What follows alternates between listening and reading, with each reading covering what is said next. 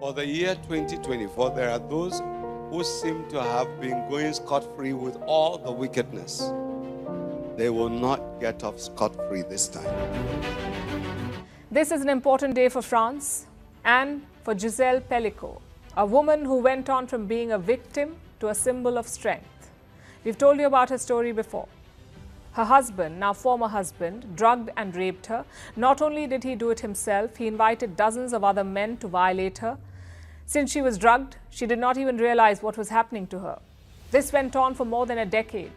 Then the husband was picked up in some other case, and during the police investigation, this sordid tale came out. It turned her world upside down. It shocked the world. The case went to court in September this year, and now the trial is over. Dominique Pellicot, the former husband and one of the worst sex offenders in French history, has been given the maximum punishment, 20 years. 50 other accused men have also been found guilty. What does the verdict say? How did Gisèle and her family respond? And can this shocking case change how we talk about sexual violence? Here is a report. Coming up. Combs abused, threatened, and coerced victims to fulfill her sexual desires. Diddy's downfall. I believe the indictment is the tip of the iceberg. From a life of luxury to a New York jail cell. People in Diddy's inner circle could be turning against him. So who's next to be named? They are cutting deals with them to testify. In music's Me Too moment. I do think that he will be found guilty. That's next on 60 Minutes. For the last 2 weeks, Sean Diddy Combs has been getting used to living in a new home, a New York jail cell. The billionaire US rapper is now awaiting trial, accused of serious sex trafficking and racketeering crimes. The federal indictment against Combs reveals graphic details of so-called freak-offs, brutal sex parties he organised and hosted that allegedly left multiple victims severely battered and bruised. Earlier this year, we reported the raids on his mansions that led to the music mogul's current charges. It now seems as if, back then, investigators found much more than they thought they would.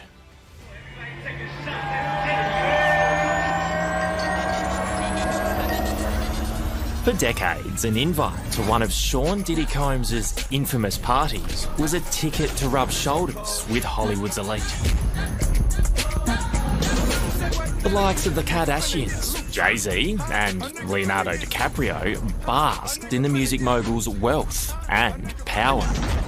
These days, though, A-listers are distancing themselves from Combs and the horrific claims of what really went on after those parties behind closed doors. You're going to hear about my party, they're going to be shutting them down, they're going to probably be arresting me. Breaking news tonight, Sean Diddy Combs has been arrested in a Manhattan hotel. 12 days ago, federal agents marched Combs out of a Manhattan hotel in handcuffs. Years of rumour were finally legitimised in a grand jury indictment accusing the music heavyweight of sex trafficking and racketeering.